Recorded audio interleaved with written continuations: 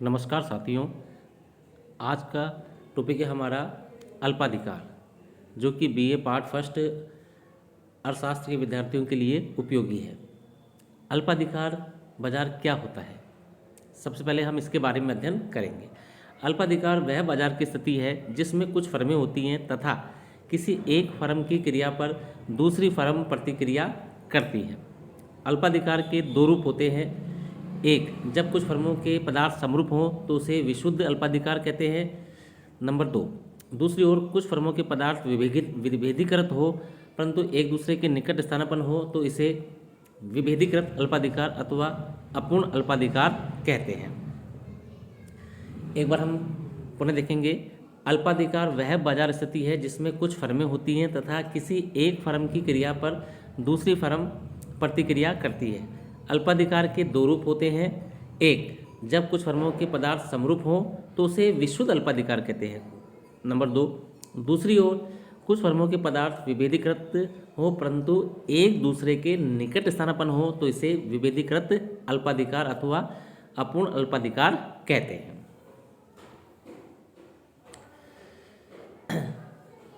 अल्पाधिकार के दो प्रकार होते हैं, गैर कपट संधिपूर्ण अल्पाधिकार और कपट संधिपूर्ण अल्पाधिकार।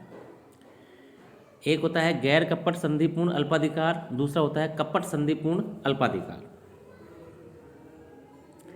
अब हम बात करेंगे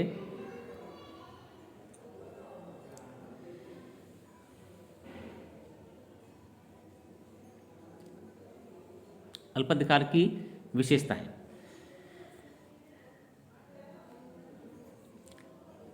पहली विशेषता है विक्रेताओं या फर्मों की संख्या कम।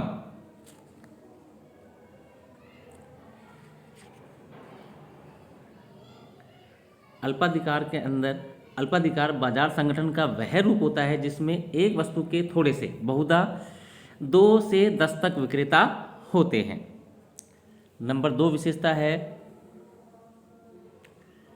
परस्पर निर्भरता। इस बाजार की प्रमुख विशेषता यह होती है कि इसमें फर्मों के निर्णय परस्पर निर्भर करते हैं। एक फर्म के कार्यों की दूसरों पर प्रतिक्रिया होती है और दूसरे फर्मों के कार्यों की इस फर्म पर प्रतिक्रिया होती है, इसलिए फर्मों के निर्णय एक दूसरे से स्वतंत्र नहीं होते। उदाहरण के लिए, पूर्ण प्रतियोगिता की दिशा में फर्म दी हुई बाजार कीमत पर चाहे जितना माल बेच सकती है। एकाधिकारी को किसी दूसरी फर्म के निर्णय की चिंता नहीं होती। इसी प्रकार एकाधिकारात्मक प्रतियोगिता में भी एक फर्म निर्णय लेने में बहुत कुछ स्वतंत्र होती है।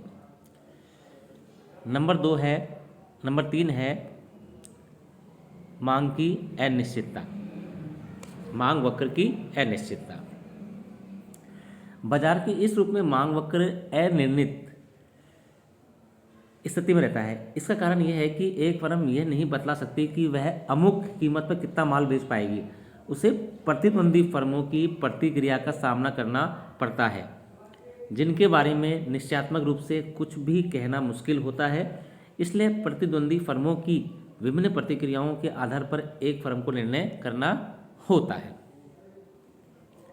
नंबर 4 है विज्ञापन तथा विक्रय लागतें।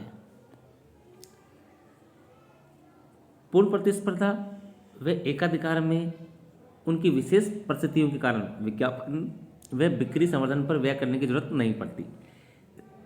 एकाधिकारात्मक प्रतिस्पर्धा में वस्तु विभेद के कारण विज्ञापन का थोड़ा बहुत महत्व अवश्य होता है, लेकिन अल्पाधिकार में तो विज्ञापन व विक्रय लागतों का विशेष रूप से महत्व माना गया है। प्रत्येक फर्म अपने माल के डिजाइन व गुणवत्ता तथा सेवा के सुधार करके अपने माल की बिक्री बढ़ाने के लिए आवश्यक प्रचार प्रसार करती है। नंबर 5, व्यक्तिगत व्यवहार का नहीं वर्ग व्यवहार का सिद्धांत। बाजार के अन्य रूपों में प्राय व्यक्तिगत व्यवहार देखने को मिलता है तथा लाभ अधिकतम करने पर बल दिया जाता है, लेकिन अल्पाधिकार में विभिन्न फर्मों के वर्ग व्यवहार का असर पड़ता है। वे आपस में सहयोग करके अपने उद्देश्यों की पूर्ति कर सकती हैं अथवा परस्पर संघर्ष कर सकती हैं। यदि वे आपस में कोई समझौता करती हैं तो वह समझौते को निभा सकती हैं। अथवा उसे तोड़ भी सकती है। इसलिए उनमें समझौते के भी अनेक प्रारूप पाए जाते हैं। इस लक्षण के कारण बाजार के इस रूप का व्यक्तिगत विश्लेषण करना कठिन होता है। धन्यवाद साथियों।